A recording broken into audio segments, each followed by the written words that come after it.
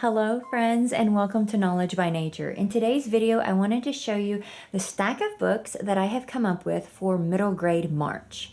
I love to share this video with you because middle grade March books are wonderful for homeschool reading and they're really fun to participate as adults also. So if this is something you're interested in, stick around.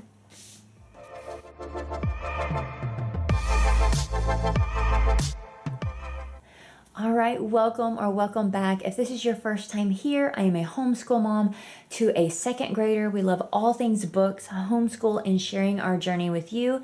And if that is something that you're interested in, I would love if you would consider hitting that subscribe button and give me a thumbs up if you like any of these recommendations.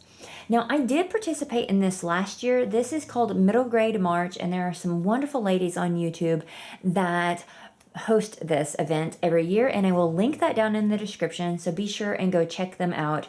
But I wanted to share this because middle grade March is really perfect for homeschool families also, and as a homeschool mama, it kind of gives me a good opportunity to pre-read some books that we might be interested in reading. The first book that I want to point out for you today is Pony, which is the group read that was chosen, and this is by R.J. Palacio. This is from the author of Wonder. I have not been able to read Wonder, but I would like to pick it up sometime. But this is about a little 12-year-old boy named Silas that goes on the adventure of tracking down his father. This is kind of a little Western mix with, some bandits and things like that. Really, really excited for this book, Pony. In addition to the group read here, there are 5 prompts that they give us. You don't have to do these. They're just kind of some ideas to kind of give you a jumping off point for what you might want to use for reading. The first one is 5 or more words in the title. And for me, I pulled off The Miraculous Journey of Edward Tulane from Kate DiCamillo. This is one that we have actually debated starting ourselves, but we hadn't yet. So I went ahead and pulled this off of the shelf for my 5 or more words in the title prompt. The second prompt is an orphan main character. This has been on my TBR list for a while now, and I cannot wait to get this started. This is from Jonathan Oxer, which actually is the author of Sweep, which is my absolute favorite book from last year. I think it occurred during middle grade March. I loved Sweep. I will put the video right here of my recommendations for last year's March Madness. Sweep is on there. Loved Sweep. Loved Jonathan Oxer's style. And so I have Peter Nimble and his fantastic eyes. Really excited to read this. Peter Nimble is a little orphan boy, and I may read this one first out of all of them, to be honest, because I loved Sweep so much. I figured it would be a great place to start. The next prompt is a contemporary book. I didn't honestly have a whole lot to pull from on this prompt, so I chose Crenshaw, which is a book by Catherine Applegate, and this is about a little boy and his family that have fallen onto some hard times, and he has this imaginary cat named Crenshaw. And I thought this was probably my best fit for a contemporary book that is on my bookshelves. That was another challenge that I gave myself this year, is to try to use all of the books from my bookshelf for my prompts. Prompt number 4, I'm actually coming back to The Miraculous Journey of Edward Tulane. The 4th prompt is an Asian character, and this actually follows along with a little China rabbit named Edward Tulane, and I thought that fit perfectly, and since I'm going to be lucky to finish all of these anyways, I needed to be able to double up on a few of my books. So this was prompt 4. The 5th prompt is a book older than you, and I chose Bridge to Terabithia.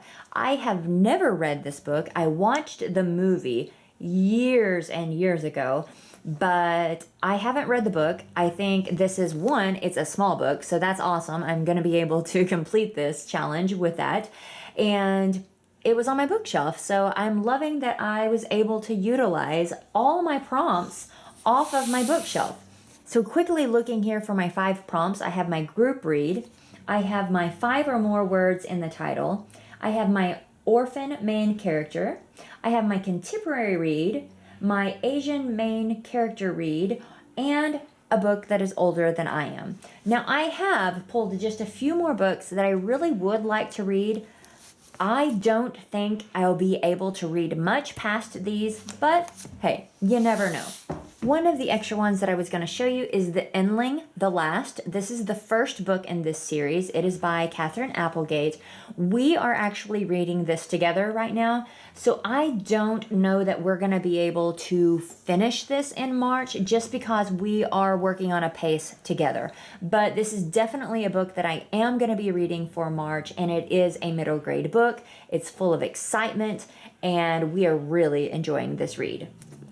My last book that I wanted to show you that I have pulled just in case I really get a lot of unexpected reading time is Until Tomorrow, Mr. Marsworth. This is by Sheila O'Connor. It is one that I picked up last year, and I loved the look of it because there's all these notes. It's notes back and forth between these two, and I just think that is so unique, and I can't wait to read this one. So if I do not finish it this March, it is definitely on my list of hopefully to read this year sometime. Who knows? I may be showing you this again next year because I still didn't get it read, but I think it looks like an incredibly cool story. It's a little bit of this historical fiction mixed in with a little bit of contemporary, actually, maybe. But this, again, is just doubtful that it's getting read during middle grade March, but it is going in the stack of recommendations. All right, so that wraps up everything for middle grade March for 2022. If you haven't ever participated in it, I highly recommend it. It's just a really fun time. If you read one middle grade March during March, then you have completed it. You don't even have to read the group. They just say, hey, read a middle grade March. And it was not something that I really read much of. Even as a homeschool mom, I didn't read any by myself generally. But since middle grade March, I do. I do pull off a middle grade book and read it by myself sometimes. So if nothing else, it gives me a good opportunity to pre-read some books that I am interested in for homeschool. So if you enjoyed this video, I'd love if you give me a thumbs up, consider hitting that subscribe button, and we'll see you in our next one. Bye!